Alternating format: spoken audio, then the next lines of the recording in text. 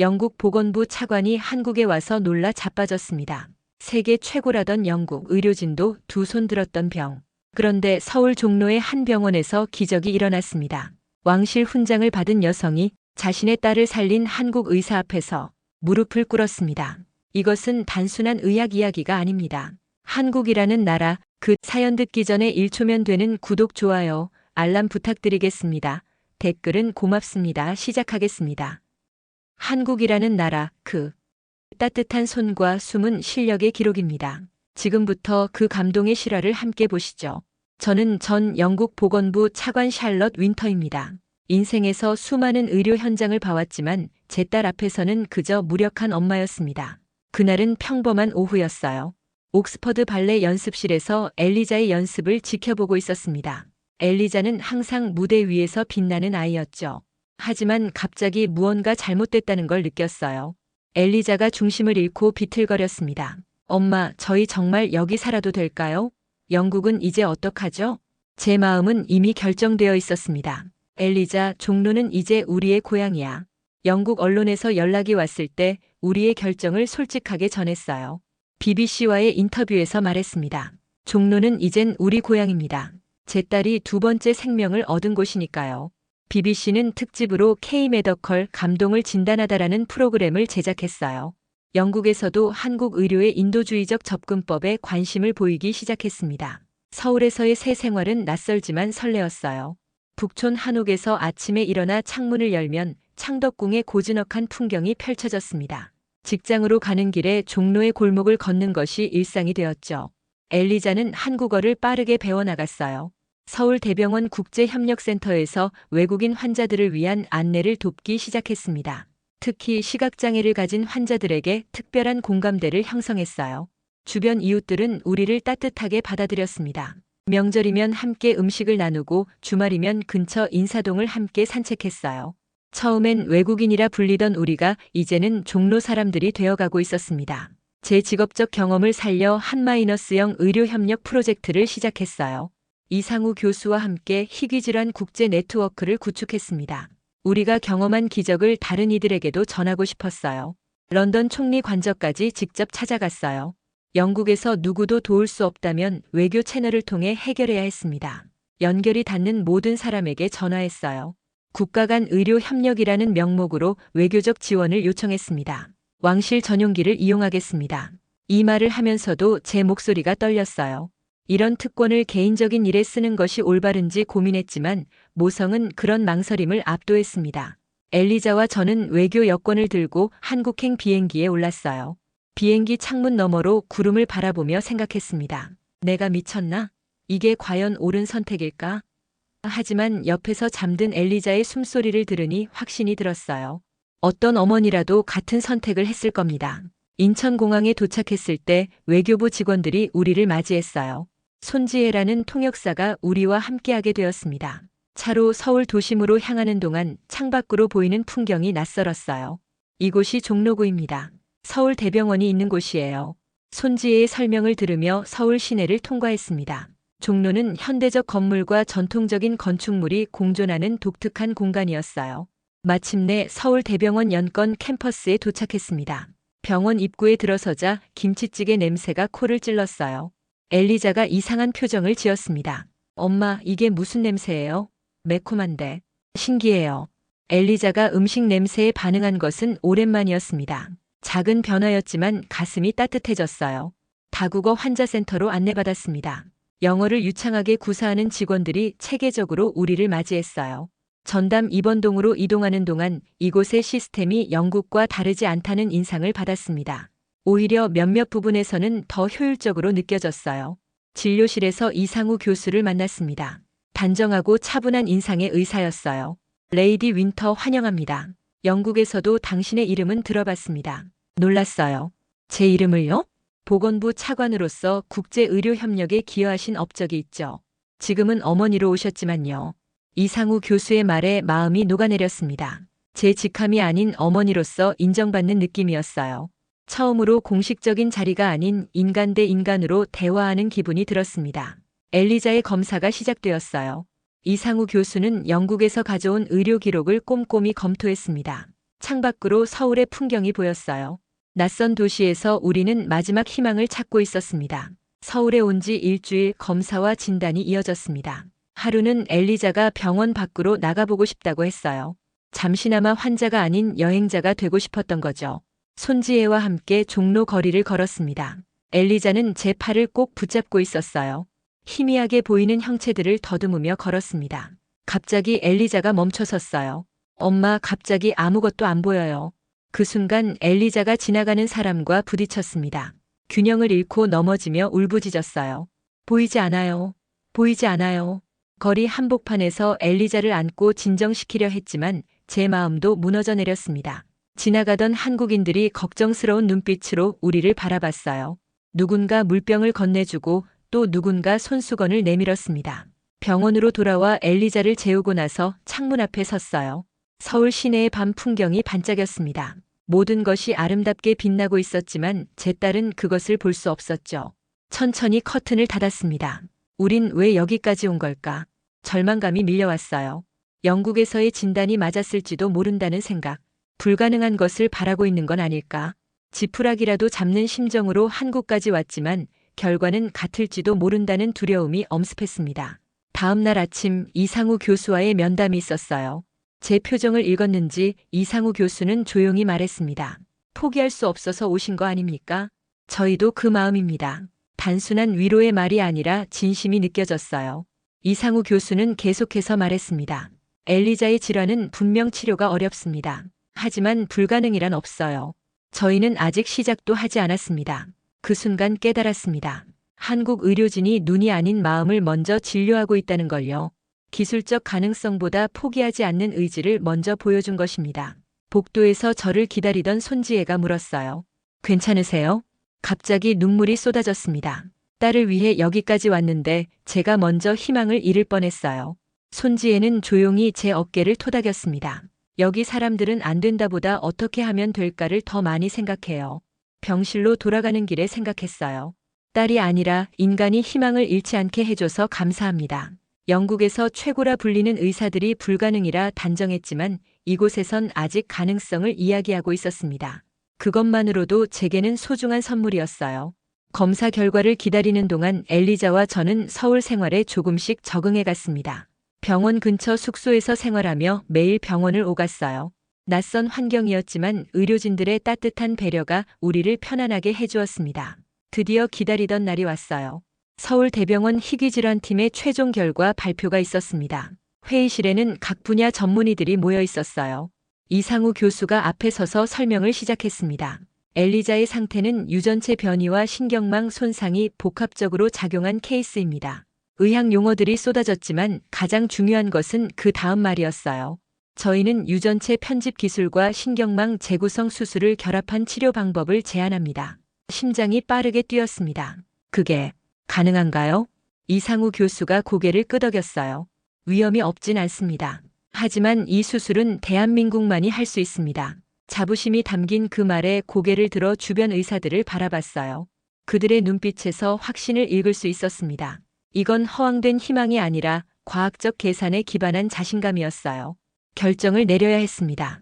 주한 영국 대사관에 연락해 상황을 설명했어요. 대사는 걱정스러운 목소리로 물었습니다.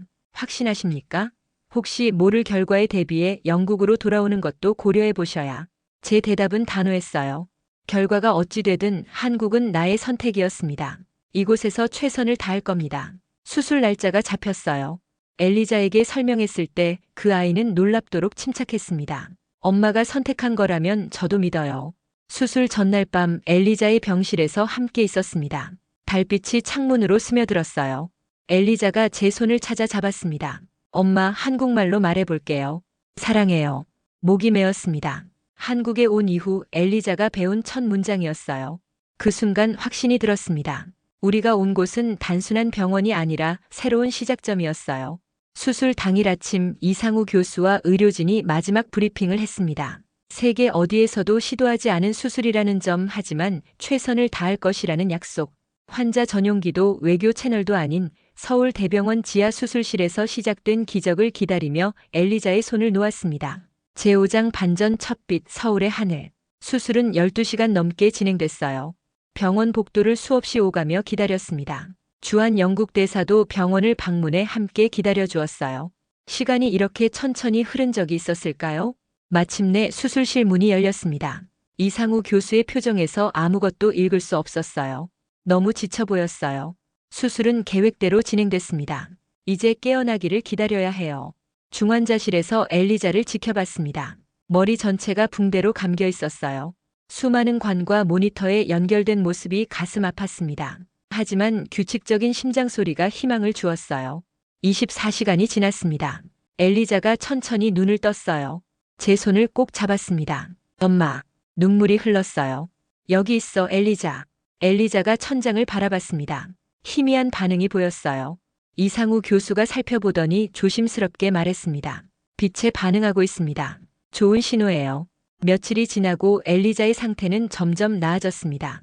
붕대가 벗겨지고 간단한 시력 검사가 시작됐어요. 빛과 형체를 구분할 수 있게 되었지만 여전히 세상은 흐릿했습니다. 회복 과정은 느렸어요. 하루하루가 길고 지치는 싸움이었지만 포기하지 않았습니다.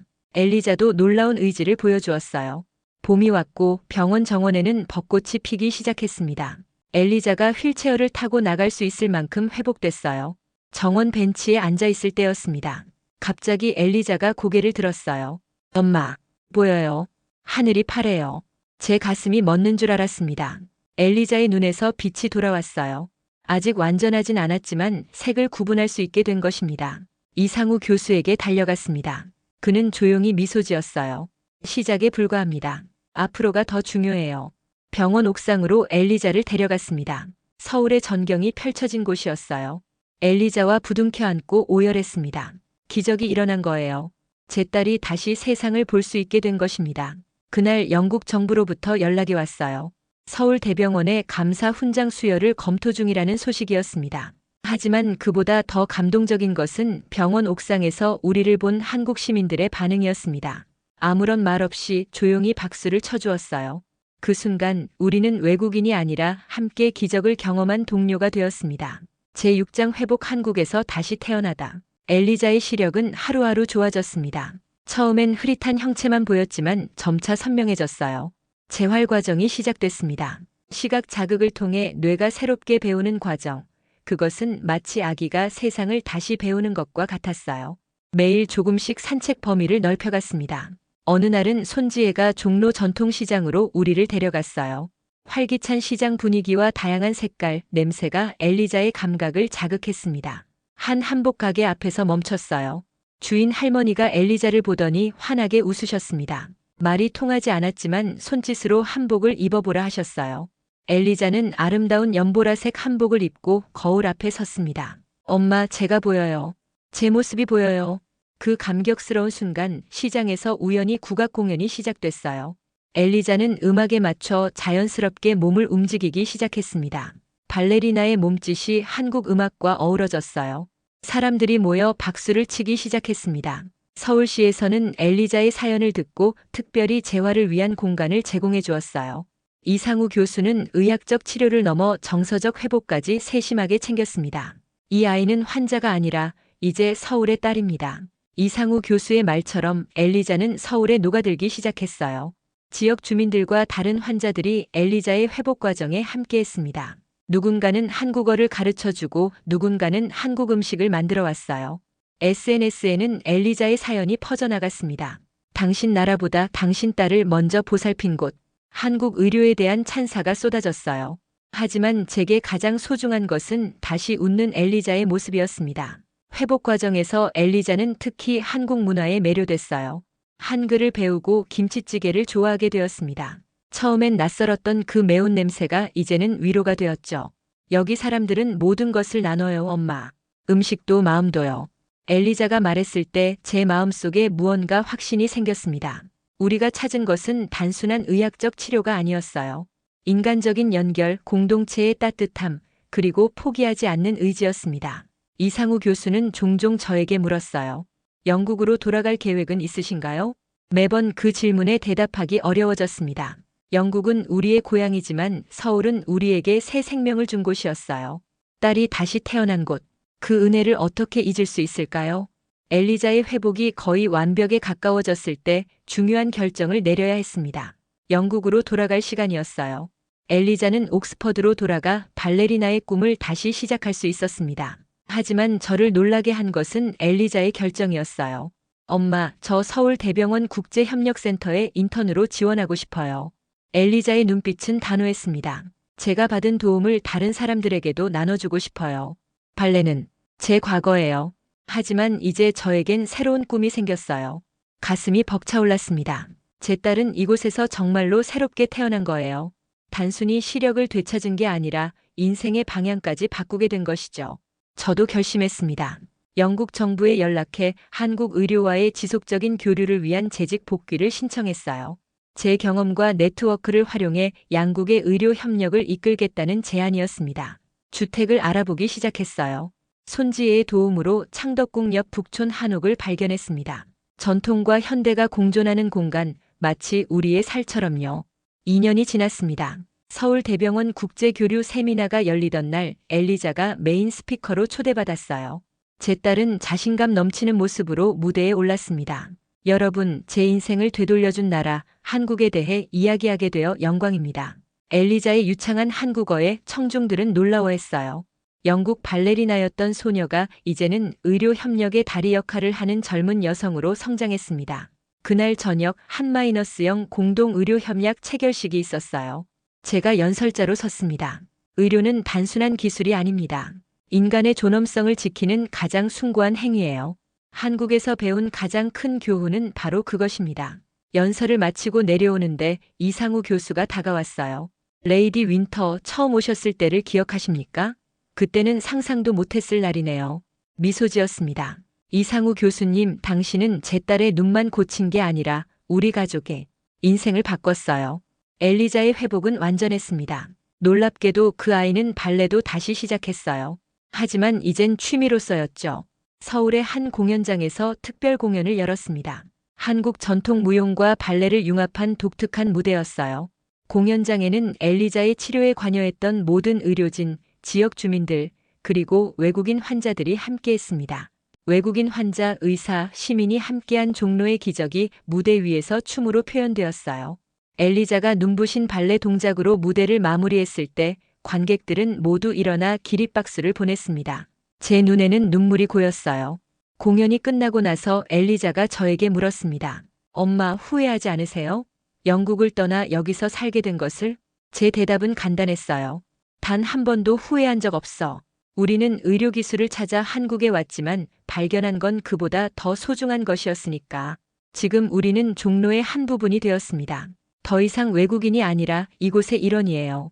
서울대병원을 지나칠 때마다 그곳이 단순한 병원이 아니라 제 딸의 두 번째 생명이 시작된 곳임을 기억합니다. BBC 다큐멘터리 마지막 장면에는 이런 자막이 떴다고 해요. 한국이 보여준 건 기술이 아니라 마음이었다. 그것이 바로 우리가 경험한 진실입니다. 종로의 좁은 골목에서 서울대병원의 하얀 복도에서 우리는 단순한 의학적 기적이 아닌 인간의 따뜻함을 만났어요. 그리고 그 따뜻함이 우리를 이방인에서 이웃으로, 환자에서 가족으로 변화시켰습니다. 매일 아침 북촌 한옥의 창문을 열며 서울의 아침을 맞이합니다. 이곳은 이제 단순한 여행지가 아니에요. 바로 우리의 집입니다. 딸과 저는 이제 종로 사람입니다. 오늘은 엘리자의 수술 3주년이 되는 날입니다. 아침부터 이상우 교수님 가족과 우리가 함께 남산의 소풍을 가기로 했어요. 엘리자가 한복을 입고 준비하는 모습을 보며 가슴이 벅차올랐습니다. 엄마, 준비됐어요? 창문으로 들어오는 햇살이 엘리자의 얼굴을 비추고 있었어요. 그 눈빛에는 이제 어떤 흐릿함도 남아있지 않았습니다. 맑고 선명하게 세상을 바라보는 눈동자. 제 딸의 새로운 눈이죠. 엘리자의 수첩에서 우연히 시 한 편을 발견했어요. 한글로 쓰여진 그 시는 이렇게 시작했습니다. 내 첫 번째 생은 템즈강가에서, 두 번째 생은 한강이 흐르는 종로에서, 눈을 감았다 떴더니 내 영혼도 다시 태어났네. 눈물이 흘렀습니다. 병원에서는 못 보였던 눈물이 이제야 흐르네요. 이건 슬픔의 눈물이 아니라 깊은 감사와 충만함의 표현이었습니다. 한국은 우리에게 단순히 치료를 제공한 나라가 아니에요. 우리 인생의 두 번째 장을 열어준 곳이죠. 영국에서 우리는 끝을 보았지만 서울에서 새로운 시작을 찾았습니다. 창밖으로 북촌의 지붕들과 그 너머 서울의 스카이라인이 보입니다. 낯설었던 이 도시가 이제는 가장 친숙한 풍경이 되었어요. 이방인이었던 우리가 이 도시의 일부가 되었습니다. 엄마 가요. 엘리자가 손을 내밀었습니다. 손을 잡고 문을 나섭니다. 종로의 골목길로 들어서며 생각했어요. 우리는 병을 고치러 왔지만 영혼을 치유받았다. 이것이 한국이 우리에게 준 진정한 선물입니다. 빛이 이상해요. 먼저요. 제 심장이 멎는 것 같았습니다. 엘리자의 눈에서 공포를 읽었어요. 달려가 안았지만 이미 제 딸은 제 얼굴도 제대로 보지 못했습니다. 괜찮아, 엘리자. 괜찮을 거야. 거짓말이었죠. 아무것도 괜찮지 않았어요. 영국 왕립병원으로 달려갔습니다. 제 지위를 이용해 최고의 의료진을 소집했어요. 진료실에서 기다리는 동안 창문 너머로 보이는 런던의 풍경이 흐릿하게 보였습니다. 마치 엘리자의 시력처럼요. 의사들의 얼굴이 심각했어요. 레이디 윈터 유감입니다. 기술적으로도 윤리적으로도 불가능한 치료입니다. 그 순간 제 영혼이 무너져 내렸어요. 하지만 무너질 시간이 없었습니다. 엘리자를 위해 강해져야 했죠. 밤새 논문을 검색했습니다. 희망은 희미했지만 포기할 수 없었어요. 그러던 중 서울대병원의 논문이 눈에 들어왔습니다. 희귀신경암과 질환에 관한 혁신적인 연구였죠. 한국, 서울대병원? 처음엔 의아했습니다. 영국의 최첨단 의료체계도 손을 든 병을 한국에서 치료할 수 있을까요? 하지만 논문의 깊이와 혁신성에 눈을 뗄 수 없었어요. 제 마음속에 작은 희망의 불씨가 피어올랐습니다. 결심했어요.